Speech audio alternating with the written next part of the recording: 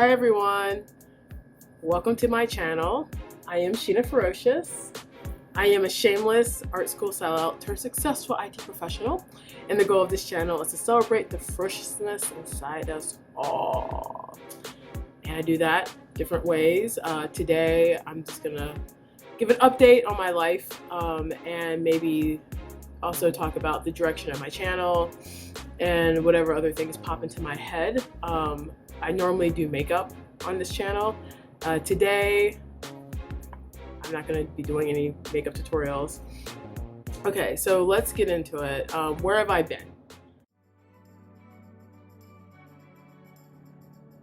Okay, so I think it's been a couple of months since I've done a YouTube video.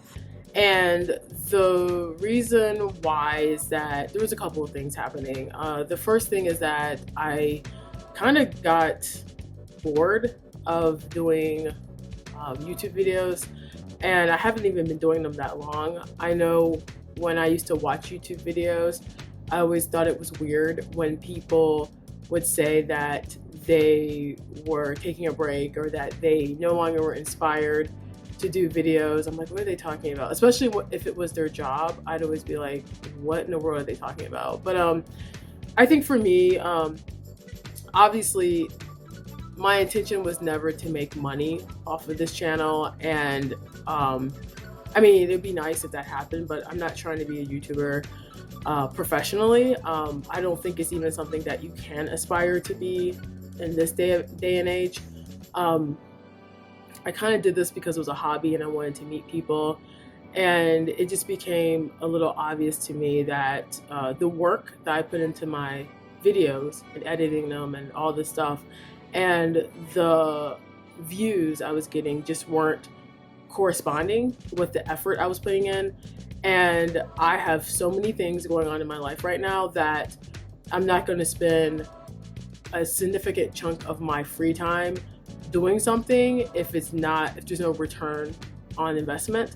And that's not to say I don't appreciate the subscribers I do have, and it's not to say that I mean, I appreciate everyone who's given me encouraging words and who's commented on my videos.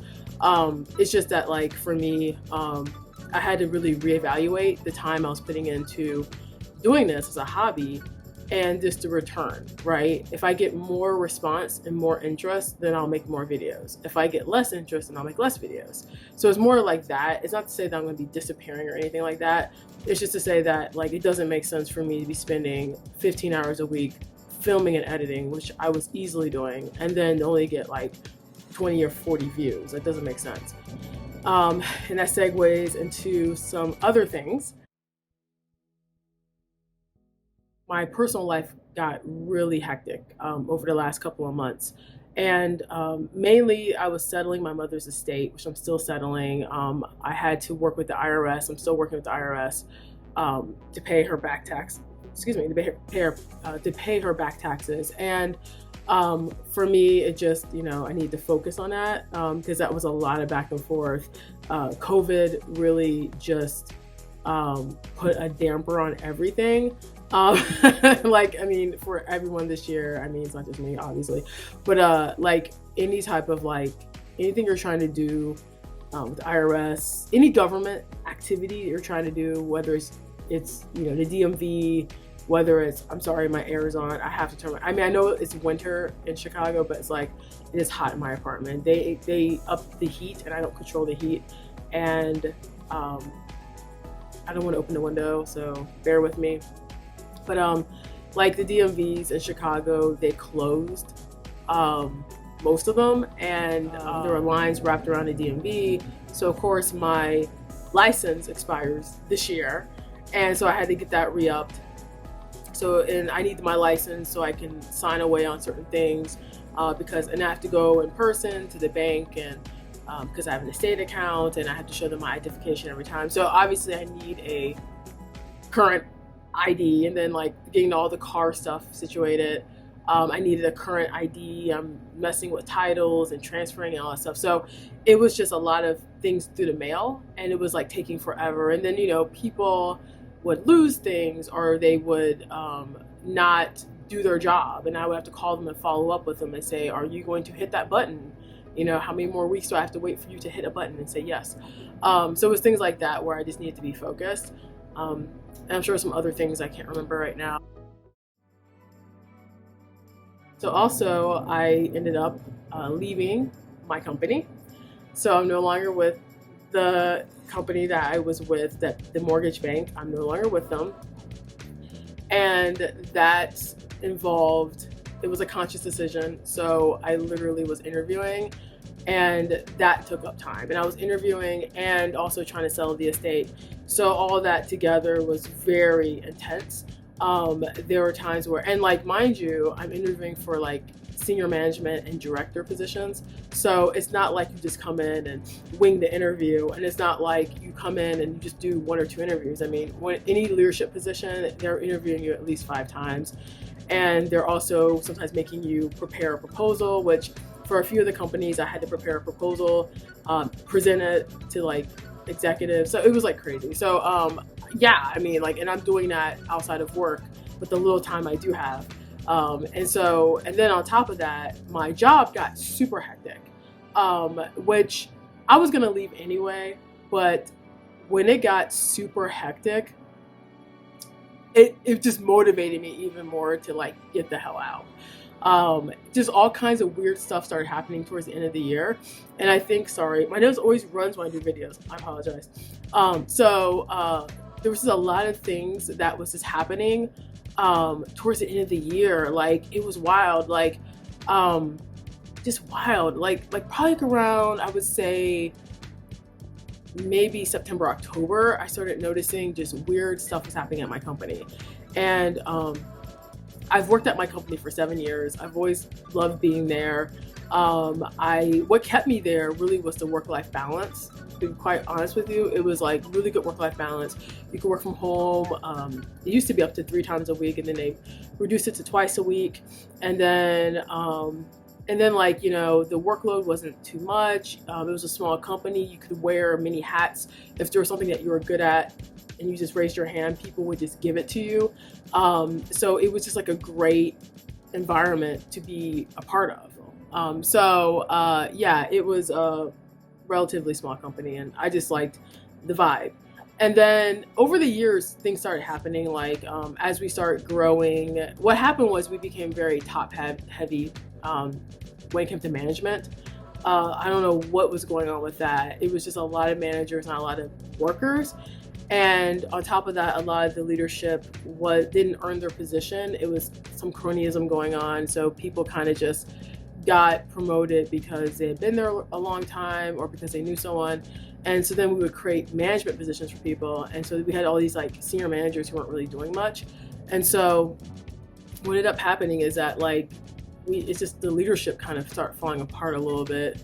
The executive team was fine. I never had any issues with the executive team, but it just seemed like middle management was doing really weird stuff. Like, they would come up with these mandates and stuff. Okay, now we only can work from home twice a week, and you know, all this stuff. And it's like, because they're complaining that, you know, one team is working from home 3 times a week and like they're not performing well, but the rest of the teams are performing well. So it's like, why don't you just address that one team? But again, these people never learned management. They kind of were given management positions, so they didn't know that you have to establish expectation, and you have to like talk to your team, and like that's part of managing people. And so we had some middle managers who just weren't, I guess, doing everything that they could be doing to support their team. And so that started getting on my nerves, just seeing a lot of incompetent middle management. And I was like, oh, but you know, my situation was really good because I had more experience than the middle managers, and I was a domain expert. So they couldn't really mess with me because I knew they needed me more than I needed them. And because I'm very self-directed, and because I was managing people as well, I could manage myself, and I knew how to manage up. So I didn't really experience the brunt of all this, but I would see my friends and my colleagues experience the brunt of just bad middle management. And so I was like, ooh. So I started seeing that, and I'm like, you know, then we started laying people off. And I was like, why are we laying people off? Because this has been the best year we've ever had in the history of the company. And the company's been around for like 120 years, something like that. So why, if this is the best year we've had in the history of our company, why are we laying people off?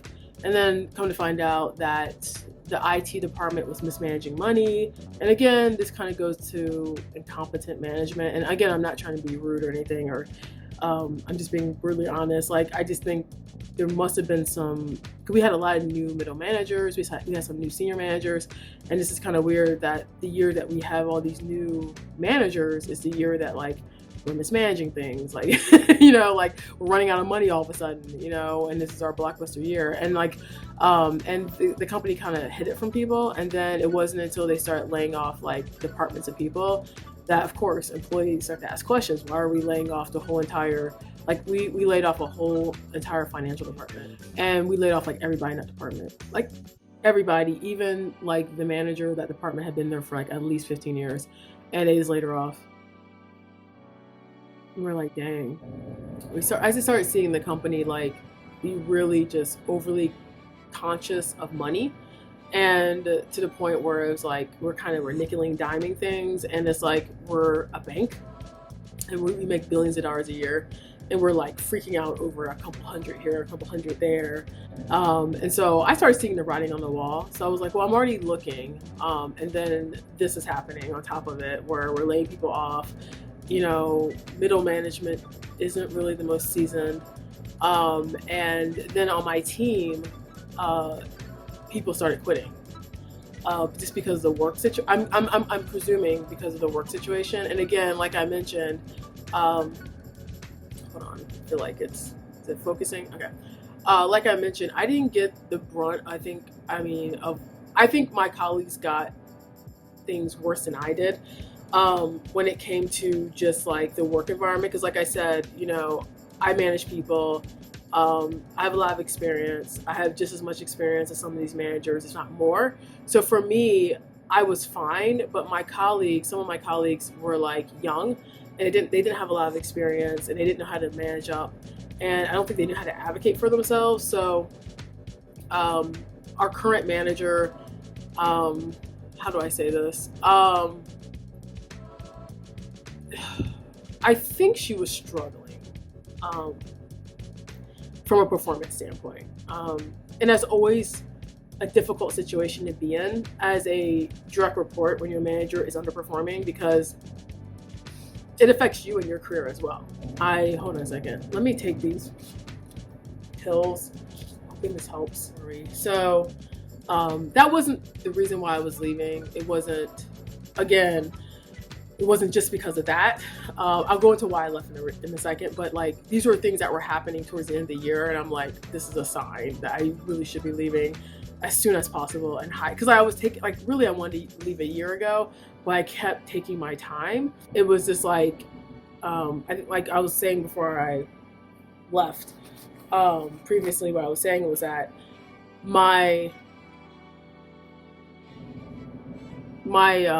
the work environment was really just hectic, and I think my manager was struggling from a performance standpoint, and it was kind of being taken out on us eventually. Sometimes she'd come in and it would be clear that she was very stressed, and she would have like really unrealistic expectations and want people to stay late all the time, and she wasn't respecting people's time, and even if you tried to talk to her, she was unreasonable.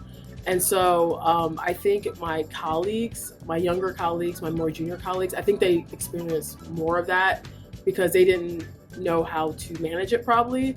This was probably their first time being in a toxic environment. And it probably was their first time having to deal with an unreasonable manager. And so, and then on top of that, they were very green. Like, a lot of my colleagues didn't know how to do everything. And so they couldn't really advocate for themselves. Like, when you know your job, you can advocate for yourself a little bit better than if you don't know your job. I know my job like the back of my hand, so I could always be like kind of push back a little bit.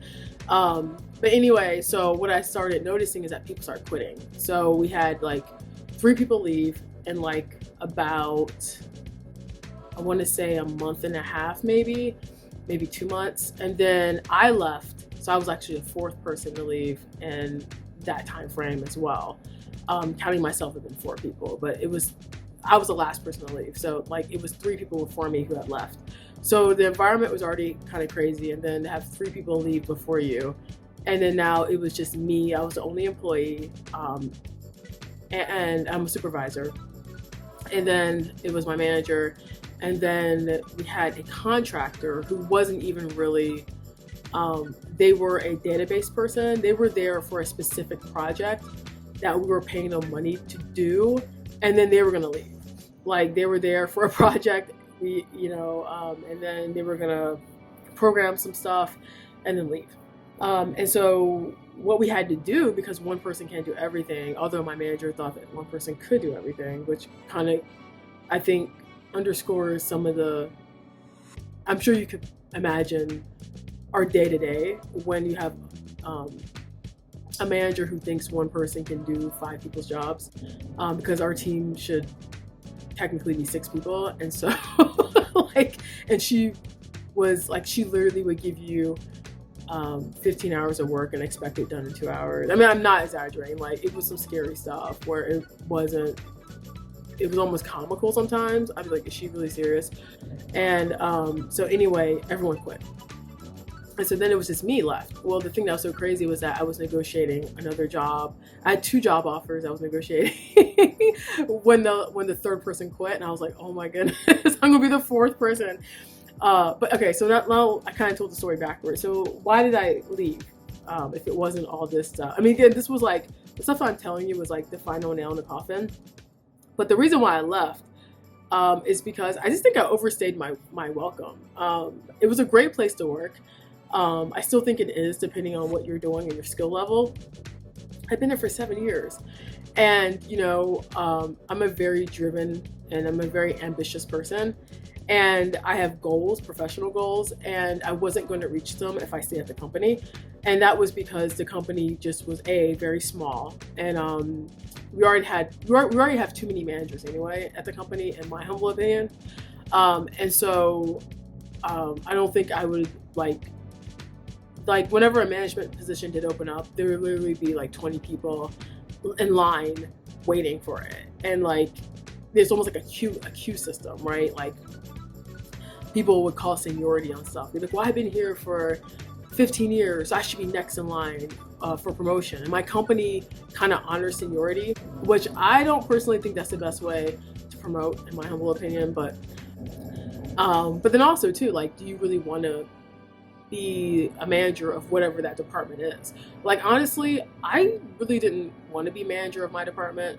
I was happy being a supervisor. Ultimately, I wanted to go into program management or project management. I wanted to do more strategy work. And while management is a strategy position in most companies, in my company, the manager of my department is not as strategic as I would want it to be. So, and I don't know if that's by choice or if, everyone they bring in just makes it not as strategic as it should be. That's not what I wanted. So I ended up applying for project management and program management positions. I also applied for a few director positions, like senior management positions and in the same field. And I got interviews, and I interviewed with people, and I got a couple of offers.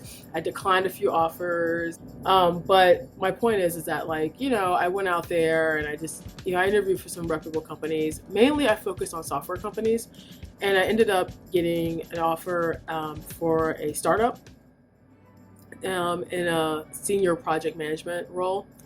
Program manager role. It's a senior program management role that functions as a senior management role, and that reports into the C-suite.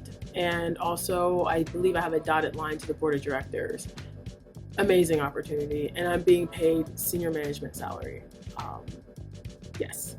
And then on top of that, it's 100% remote, which is something I really wanted because I want to move. I want to relocate from Chicago, and also we have unlimited vacation, unlimited PTO, and some other thing that I wanted was unlimited vacation, because like that's another thing too. My company was very stingy on vacation. Oh my goodness, you guys! Like you only have 5 sick days, a year, which I exhausted. I mean, you can easily exhaust 5 sick days. I mean, just get the flu.